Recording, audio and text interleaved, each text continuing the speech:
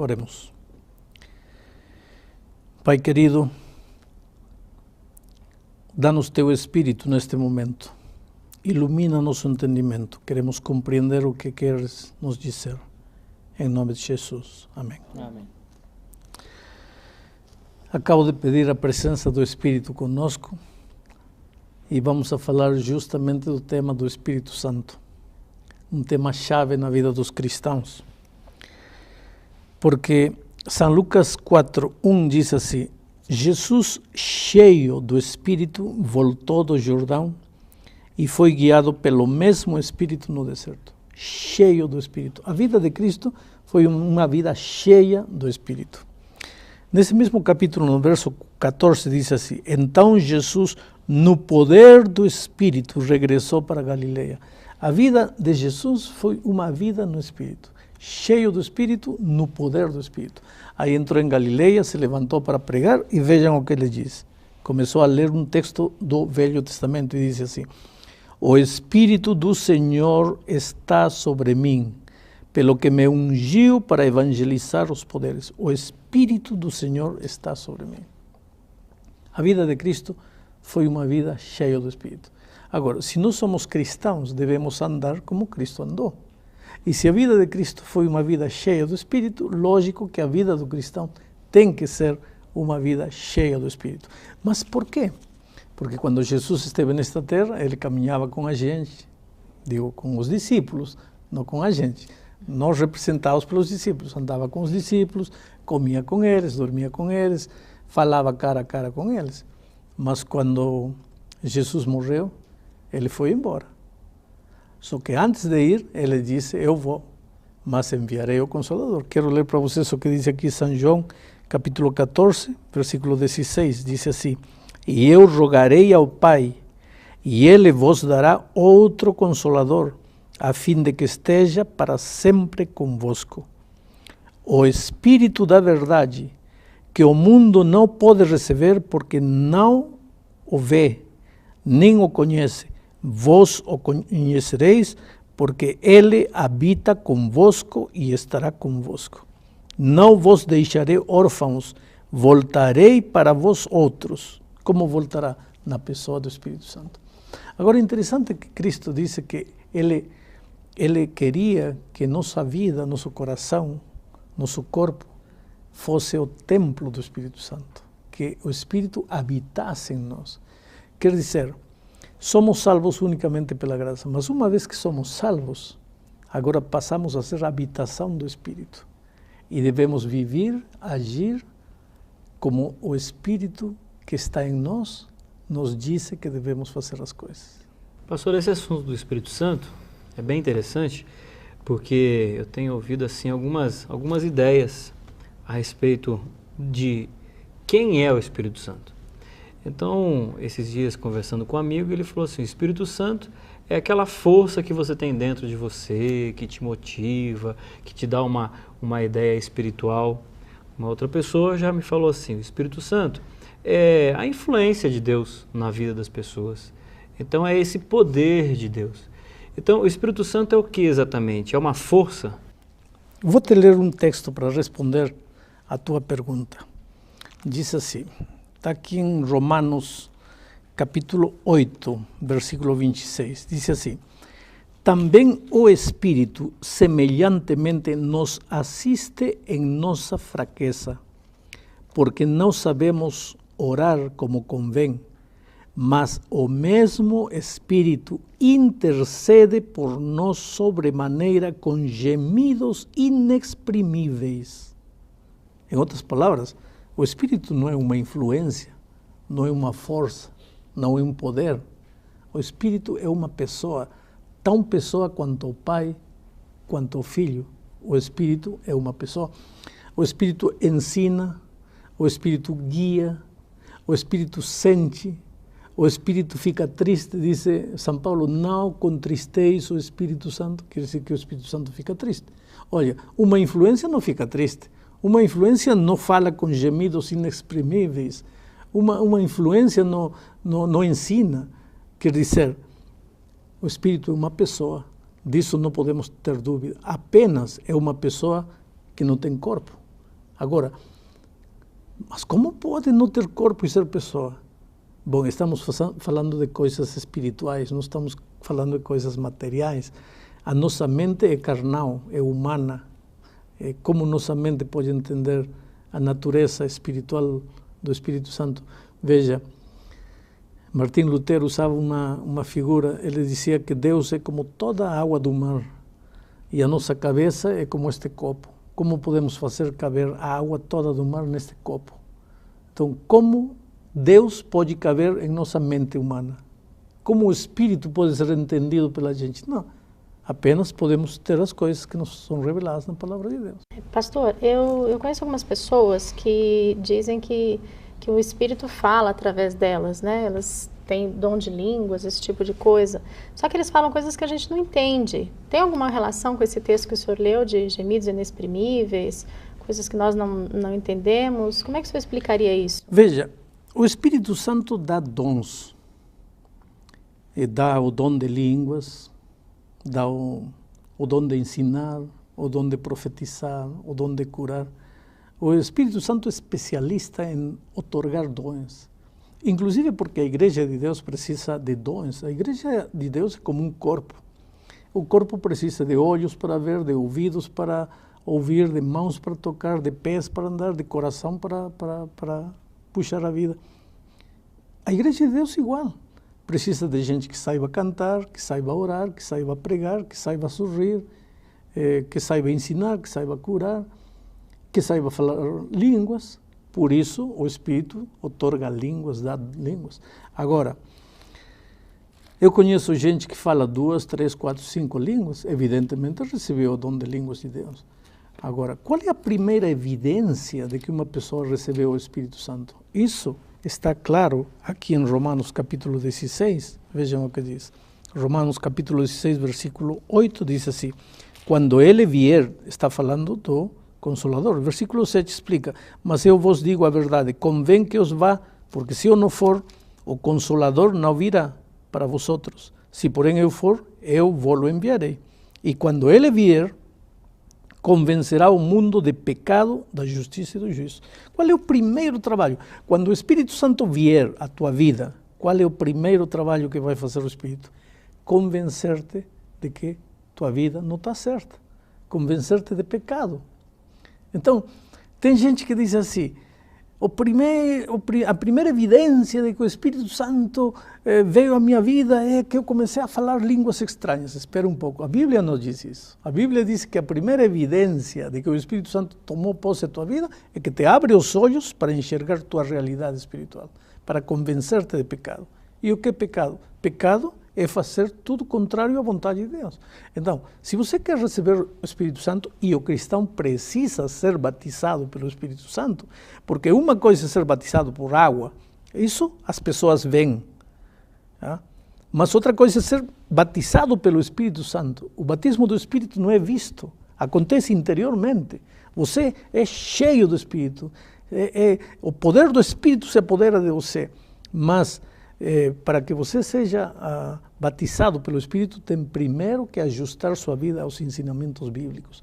Se você está andando completamente contrário àquilo que Deus ensina na sua palavra, como é que pode ser batizado com o Espírito Santo? Mas como é que a gente vai identificar essa voz, essa presença na nossa vida?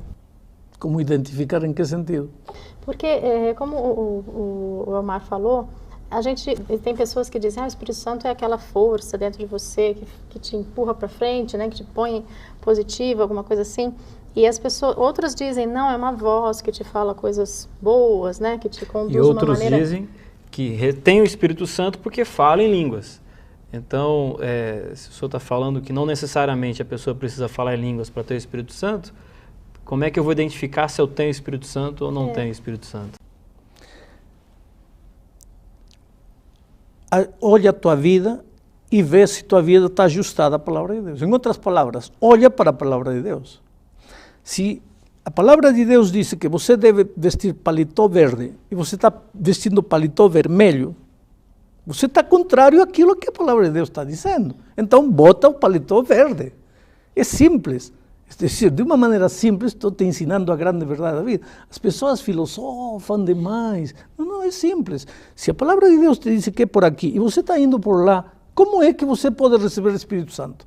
Porque o primeiro trabalho que o Espírito Santo faz na tua vida é mostrar-te que você está indo errado, volta para o caminho. Por isso, Deus disse, far-te-ei ver e te ensinarei o caminho em que deves andar. E como é que a gente vai identificar, pastor, por exemplo, a igreja que tem o Espírito Santo, que tem a linha correta? Porque existem, por exemplo, denominações que realizam milagres, coisas assim, e a gente tem a nítida sensação de que é o poder do Espírito Santo que está atuando ali. São milagres para o bem, para a cura. Eu sei, mas aqui está novamente o texto de Mateus capítulo 7, que vou ler de novo. Mateus capítulo 7, versículo 21 diz assim, nem todo que me diz Senhor, Senhor entrará no reino dos céus. Não basta dizer, estou aqui em nome de Jesus, recebendo o Espírito. Não. Muitos naquele dia han de dizer-me, Senhor, Senhor, porventura no teu nome não temos profetizado, em teu nome não expelimos demônios, em teu nome não fizemos muitos milagres, e eu lhes direi explicitamente, nunca vos conheci. Por que não? Porque embora diziam que no Espírito de Deus faziam isto, no Espírito de Deus faziam aquilo, não estavam fazendo a vontade de Deus. E qual é a vontade de Deus? Está escrito na Bíblia. Lê o que a Bíblia diz, ajusta a tua vida com o que a palavra de Deus diz. Pastor, agora eu estou meio confuso, porque você vai a uma igreja e não tem como fugir desse assunto quando se fala de Espírito Santo, né? A questão do dom de línguas que nós estamos discutindo aqui. Eu vou à igreja, são boas pessoas, é uma igreja boa, e as pessoas estão ali se expressando de forma, algumas delas a gente não consegue entender nada, e eu não sei se alguém entende, não é? E elas dizem, bom, aqui eu estou recebendo o Espírito Santo. Então, a primeira pergunta, aquilo é ou não é o Espírito Santo? E a segunda pergunta, quando eu me batizo, eu tenho 2 batismos, eu primeiro batizo na água e depois em algum momento eu recebo o Espírito Santo? Acho que são 2 perguntas em uma. Em primeiro lugar, a primeira evidência, volto a repetir a resposta, a primeira evidência de que você recebeu o Espírito Santo é você perceber que está errado e tem que ajustar. Isso é a primeira evidência. Tá? Agora, o que acontece a seguir? Vejam o que diz aqui o texto que vou ler. Gálatas capítulo 5, versículo 16. Digo, porém, andai no Espírito. Você está andando no Espírito? Está cheio do Espírito? Recebeu o Espírito? Então, presta atenção. Digo-vos, porém, andai no Espírito e não satisfagais a concupiscência da carne. Porque a carne milita contra o Espírito e o Espírito contra a carne, porque estão opostos um do outro. Mas se sois guiados pelo Espírito, não estáis sob a condenação da lei. Agora, ora, as obras da carne são prostituição, impureza, lascívia, idolatria, feitiçaria, etc, etc, etc. Mas o fruto do Espírito é amor, alegria, paz, longanimidade, benignidade, bondade, felicidade, mansidão, domínio próprio. Então, o que está dizendo aqui São Paulo?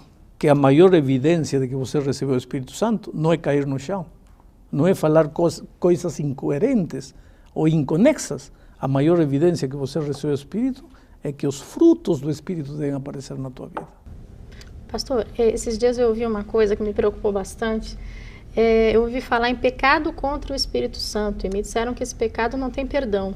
Fiquei pensando, será que eu já cometi esse tipo de pecado? O que é o pecado contra o Espírito Santo? Aí que está. Qual é o primeiro trabalho? Quero ver se vocês entenderam. Qual é o primeiro trabalho que o Espírito Santo faz na vida da pessoa? Mostrar aonde eu devo mudar, exato, melhorar mostrar o pecado, meu pecado. Mostrar o pecado. Justamente. Primeiro trabalho.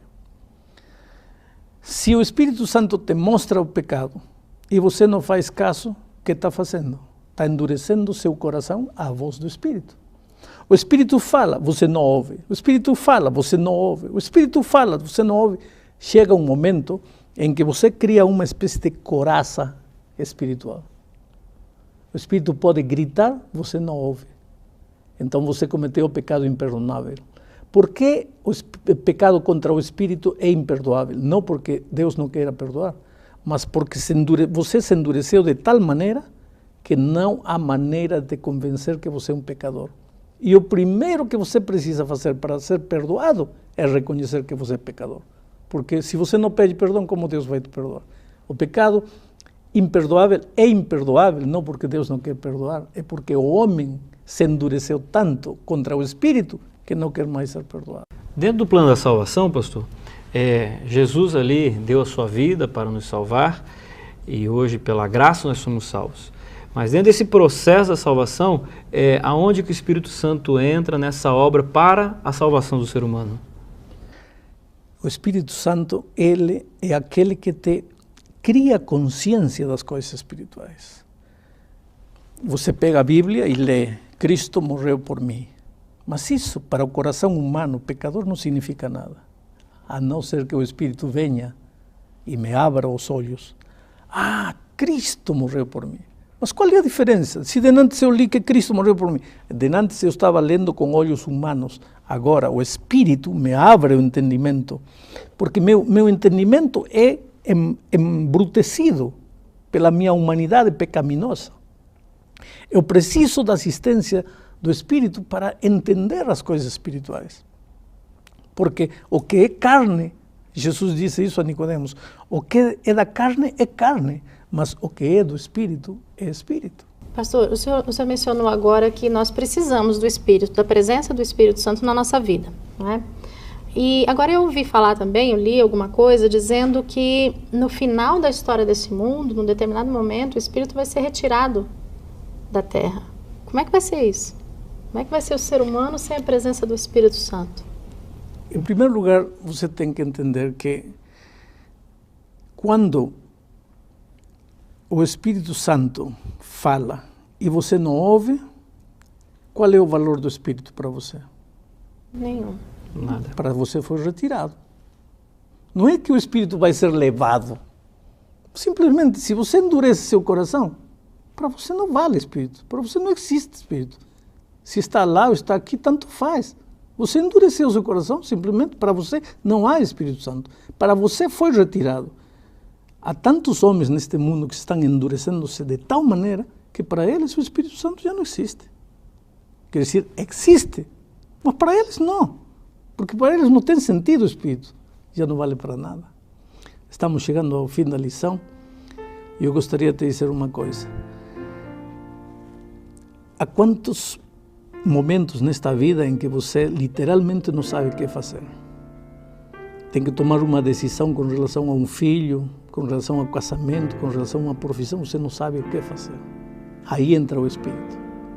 Mas como te fala? Ele vem e fala aqui? Não. Ele abre teus olhos para a palavra de Deus. Sabe que todas as respostas para a tua vida, para as tuas indecisões, estão aqui na palavra de Deus.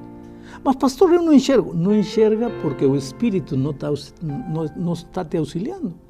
O dia que tua vida seja cheia do Espírito, a tua vida vai ser uma vida cheia da palavra de Deus. E quando você tem as dicas e os conselhos divinos, olha, todas as tuas decisões vão ser decisões acertadas. Porque a vida de Cristo foi uma vida vitoriosa? Porque a vida dele era uma vida cheia do Espírito. Ele era levado pelo Espírito. Inclusive até no deserto onde foi tentado, o Espírito foi com ele. Então, se você quer ser um cristão de verdade e andar como Cristo andou, você precisa dizer: Espírito, vem a mim, fala comigo, habita em mim, dirige minha vida. E se sua vida for uma vida cheia do Espírito, será uma vida cheia de vitória. Deus te abençoe.